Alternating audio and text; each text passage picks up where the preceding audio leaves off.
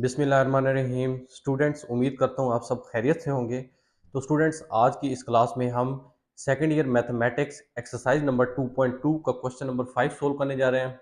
Question number 5 है sketch the following parametric curves. तो हमारे पास पैरामेट्रिक कर्व्स कुछ गिवन होंगी इस क्वेश्चन में, तो हमने उनका ग्राफ प्लॉट करना है। तो पार्ट ए है X of T Y of T equal to 3 minus T 2t, जबकि टी जो है वो एक रियल नंबर है। सबसे पहले मैं आपको बता दूं पैरामीट्रिक फंक्शंस कौन से फंक्शंस होते हैं। ये ऐसे फंक्शंस होते हैं जो इन टर्म्स ऑफ कोई थर्ड वेरिएबल डिफाइन होते हैं। जिस तरह फॉर एग्जांपल एक्स और वाई हमारे पास कोई दो वेरिएबल हैं, तो इनको इनकी वैल्यूज फाइंड करने के लिए हमें किसी थर्ड वेरिएबल की ज़रूरत हो, ऐसे फंक्शंस को हम पैरामीट्रिक फंक्शंस कहते हैं। और यहाँ पे जो t है वो हमारा थर्ड वेरिएबल होगा। t की वैल्यू हम फाइंड करेंगे तो हमें x और y की वैल्यू जो है वो फाइंड हो जाएगी। तो एक टेबल प्लॉट किया है मैंने यहाँ पे t की आपने खुद से वैल्यूज दे देनी है। फॉर एग्जांपल -1, 0, 1 और 2। तो जब आप t की वैल्यू पुट करेंगे यहाँ पे, ये जो फंक्शन आपको गिवन है, पैरामीट्रिक फंक्शन जो आपको गिवन है, तो आपके पास x और y की वैल्यूज जो है वो आ जाएंगी। जिस तरह x of T 3 minus T के इक्वल है। अब यहाँ पे आप टी को पहले -1 पुट कर लें तो आपके पास एक्स की वैल्यू आ जाएगी। सिमिलरली वाई ऑफ टी जो 2t के इक्वल है, यहाँ पे आप टी की वैल्यू -1 पुट करेंगे तो आपके पास y की वैल्यू आ जाएगी। तो ये -1 के ऊपर x और y की वैल्यू आपने पहले फाइंड आउट कर लेनी है। कैसे फाइंड आउट करनी है? जस्ट आपने x ऑफ टी और y ऑफ टी में t की वैल्यू -1 पुट करनी है। फिर आपने t की वैल्यू 0 पुट करनी है। यहाँ पे x की वैल्यू आपके पास 3 आ जाएगी।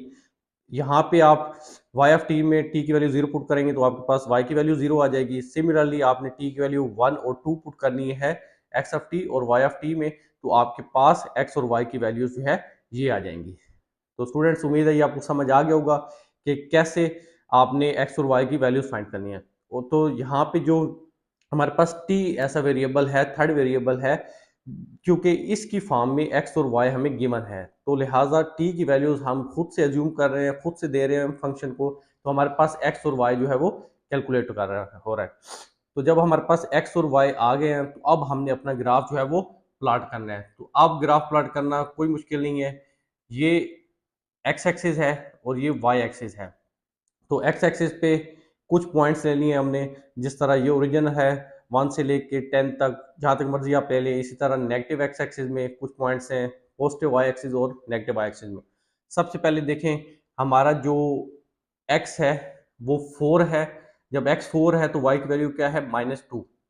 तो अब इसको ग्राफ के ऊपर लोकेट करते हैं। यहाँ पे x की वैल्यू 4 है तो यहाँ पे y की वैल्यू क्या है? y की वैल्यू -2 है, क्योंकि देखिए ना, -2 y का मतलब है नेगेटिव y एक्सिस में आपने चलना है।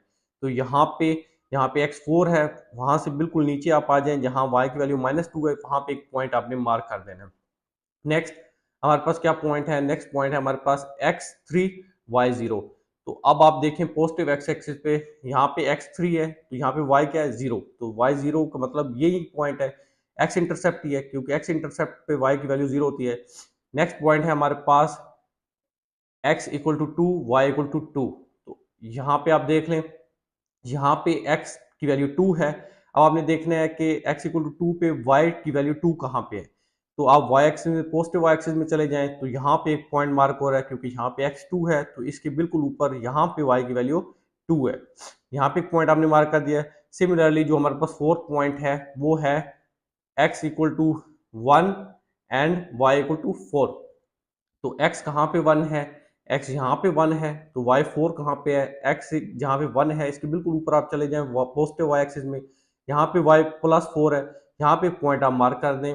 अब फाइनली आपने क्या करना है? इन सब पॉइंट्स को एक लाइन की मदद से ज्वाइन कर देना है। तो ये हमारे पास जो कर्व है ये एक स्ट्रेट लाइन आ रही है। तो स्टूडेंट्स, इसका मतलब है ये जो हमारे पास पैरामीट्रिक फंक्शन गिवन था पार्ट ए में, ये जो है एक स्ट्रेट लाइन की इक्वेशन का जो है वो फंक्शन था। तो ये हमारा जो है वो फाइनल ग्राफ आ रहा है। अब पार्ट बी है हमारे पास x of T Y of T equal to 4 cos t -3 sin t। ये भी हमारे पास एक पैरामीट्रिक कर्व है। तो सबसे पहले ये देख लेते हैं कि ये जो फंक्शन है ये किस पैरामीट्रिक कर्व का फंक्शन है। तो यहाँ पे x ऑफ टी हमारे पास 4 cos t है और y of t -3 sin t है। सबसे पहले हम ये कर लेते हैं कि दोनों साइड्स पे स्क्वायर कर लेते हैं, तो इसे इक्वेशन 1 कह दें, इसे इक्वेशन 2 कह दें। स्क्वायर कर लें सबसे पहले, तो ये बन गया हमारे पास x square equal to 16 cos square t, और ये बन जाएगा वाई स्क्वायर इक्वल टू, जब -3 का स्क्वायर करेंगे ये बन जाएगा 9 और साइन स्क्वायर टी। तो ये लिख दिया मैंने। अब यहाँ से हम ये कर सकते हैं, ये 16 यहाँ एक्स स्क्वायर के नीचे आके डिवाइड हो जाएगा, ये बन जाएगा X square divide by 16 equal to cos square T. Similarly Y square divided by 9 equal to sine square T. अब हम ये करते हैं कि हम ऐड कर लेते हैं। देखें, X square divide by 16 plus Y square divide by 9 equal to cos square T plus sine square T. इसका एक और मकसद भी था, हमें पता है कि cos स्क्वायर थीटा और sin स्क्वायर थीटा जो होता है, cos square theta plus sin square theta ये 1 के बराबर होता है। ये एक मैथमेटिक की ट्रिग्नोमेट्रिक आइडेंटिटी है, बहुत बेसिक आइडेंटिटी है हमारे पास। तो ये 1 आ जाएगा, तो X square divide by 16 plus Y square divide by 9 equal to 1। तो ये जो है ये बेसिकली इलिप्स की इक्वेशन है। तो अब हम सबसे पहले इलिप्स की जो जनरल स्टैंडर्ड इक्वेशन होती है वो लिख लेते हैं, फिर इसको उसके साथ कंपेयर करेंगे। तो इलिप्स की जो जनरल या स्टैंडर्ड इक्वेशन होती है वो होती है X square divide by A square plus Y square divide by B square equal to 1। तो जब आप इन दोनों इक्वेशंस को कंपेयर करेंगे तो ए स्क्वायर जो है वो हमारे पास 16 आ रहा है और बी स्क्वायर जो है वो 9 आ रहा है। एक्स के नीचे जो टर्म है वो ए है, जो वाई के नीचे जो टर्म है वो है बी। तो ए स्क्वायर जो है हमारे पास 16 है और बी स्क्वायर जो है वो हमारे पास 9 आ रहा है।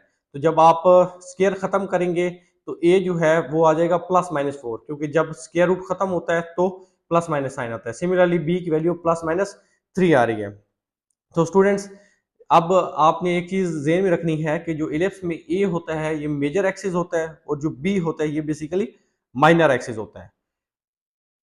फर्दर अब ये देखें कि यहाँ पे हमारे पास जो है कास थीटा और साइन थीटा है, कास टी साइन टी। तो ये बेसिकली कास और साइन जहां पे हो वहां पे एंगल्स की बात होती है। तो यहाँ पे सबसे पहले एंगल्स मैंने लिखे हैं, लेकिन चूंकि ये एंगल्स डिग्रीज में है, लेकिन हमने जो एंगल यूज करने हैं, जो एंगल्स की वैल्यू यूज करनी है वो रेडियन में यूज करनी है। तो 360 का मतलब 2 पाई होता है, 180 का मतलब पाई होता है, 90 का मतलब पाई/2 होता है। तो अब आपने क्या करना है, आपने टी की डिफरेंट वैल्यूज ले लेनी है, -2 पाई, -पाई, -पाई/2, 0, +पाई/2, पाई और 2 पाई। और आपने ये वैल्यूज जो है यहाँ पे एक्स ऑफ टी और वाई ऑफ टी में पुट करनी है। तो आपको क्या होगा, एक्स और वाई की वैल्यूज मिलती जाएंगी। फॉर एग्जांपल, जब आप हम इस पॉइंट को ले लेते हैं 0 को, जब आप इक्वेशन 1 में t की वैल्यू 0 पुट करेंगे तो ये बन जाएगा 4 cos 0, और हमें पता है cos 0 1 होता है, तो x की वैल्यू क्या आ जाएगी, 4 आ जाएगी, जो मैंने यहाँ पे लिख ली है।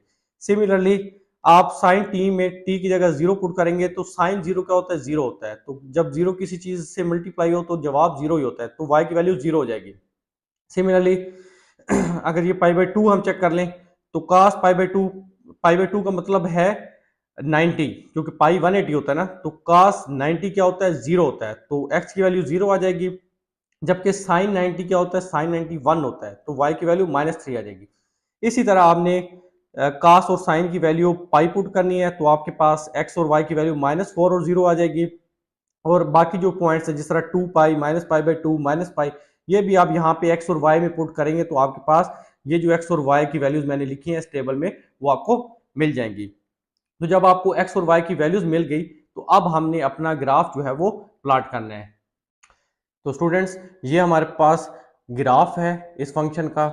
यहाँ पे हमारे पास ये x एक्सिस है, ये y एक्सिस है। तो सबसे पहले आपने जो पॉइंट्स हैं वो लोकेट करने हैं ग्राफ के ऊपर, फिर उसको हमने लाइन की मदद से ज्वाइन करना है, जिस तरह पार्ट ए में किया था।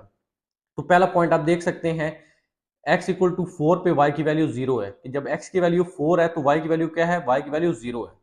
तो सबसे पहले हम ये देखते हैं, ये देखें यहाँ पे x 4 है और y इसी पॉइंट पे 0 है, क्योंकि y 0 होने का मतलब है x इंटरसेप्ट। तो यहाँ पे ये पॉइंट मार्क कर दिया है।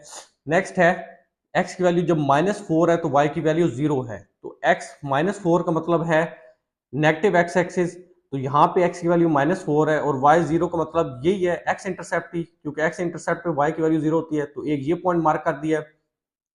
नेक्स्ट, जब x की वैल्यू जो है वो 0 है तो y की वैल्यू क्या है, y की वैल्यू 3 है। तो x 0 का मतलब है ये पॉइंट, तो y की वैल्यू क्या है, y की वैल्यू है y की वैल्यू है y की वैल्यू है 3, तो y की वैल्यू 3 यहाँ पे, तो ये पॉइंट मार्क कर दिया है। नेक्स्ट है x equal to 4, y equal to 0, कि जब x की वैल्यू 4 है तो y की वैल्यू क्या है, 0 है। तो अगेन यही पॉइंट है जो ऑलरेडी पहले एक पॉइंट के लिए मार्क हो चुका है, तो दोबारा अलग से इसे मार्क करने की जरूरत नहीं है, तो ये रिपीटिशन ही है पॉइंट की। नेक्स्ट हमारे पास है 0 और -3, x 0 और y की वैल्यू -3, यहाँ पे x 0 है और y -3 का मतलब है नेगेटिव y एक्सिस, तो यहाँ पे x जहाँ पे 0 है बिल्कुल नीचे आ जाए, जहाँ पे y की वैल्यू -3 है, यहाँ पे -3 है, तो ये पॉइंट मार्क कर दिया। और अगेन आगे क्या है, x 0 y -3, ये तो अभी मार्क किया हमने, -4x और y 0, तो ये पॉइंट भी हमारे पास ये बनता है, यहाँ पे x -4 है तो y जो है वो 0 है। तो जब ये पॉइंट आपने मार्क कर दिए हैं, अब आपने क्या करना है, एक लाइन की मदद से इन पॉइंट को ज्वाइन करना है। तो जब आप ज्वाइन कर देते हैं तो आप देख सकते हैं कि ये हमारे पास जो है वो एक इलिप्स का ग्राफ है। तो ये हमारे पास एक इलिप्स थी जो इस फंक्शन में गिवन थी, और जो मेजर एक्सिस और माइनर एक्सिस की मैं बात कर रहा था, ये जो एक्स एक्सिस होता है ये मेजर एक्सिस होते हैं, यहाँ से लेके यहाँ तक ये बेसिकली ए है, और यहाँ से लेके यहाँ तक ये भी ए है, लेकिन इसकी डायरेक्शन, इसका साइन नेगेटिव है, तो ये -a है, तो ये टोटल बनता है 2a। तो 2a जो है मेजर एक्सिस है एलिप्स का, और यहां से लेकर यहां तक ये b है, यहां से यहां तक ये -b है, तो ये टोटल जो है 2b है, और ये माइनर एक्सिस है। तो और हमेशा जो मेजर एक्सिस होता है इसकी लेंथ जो है माइनर एक्सिस के मुकाबले में ज्यादा होती है। तो आज की डिस्कशन को हम यही क्लोज कर देते हैं। स्टूडेंट्स, उम्मीद है आपको ये क्वेश्चन अच्छे तरीके से क्लियर हो गया होगा। अगर आपको कोई क्वेश्चन हो तो कमेंट सेक्शन में जरूर बताएं। वीडियो पसंद आए तो वीडियो को लाइक शेयर कर दें। चैनल पे नए हैं तो चैनल को सब्सक्राइब कर दें। अपना बहुत ख्याल रखें, मिलते हैं नेक्स्ट वीडियो में, तब तक के लिए अल्लाह हाफिज।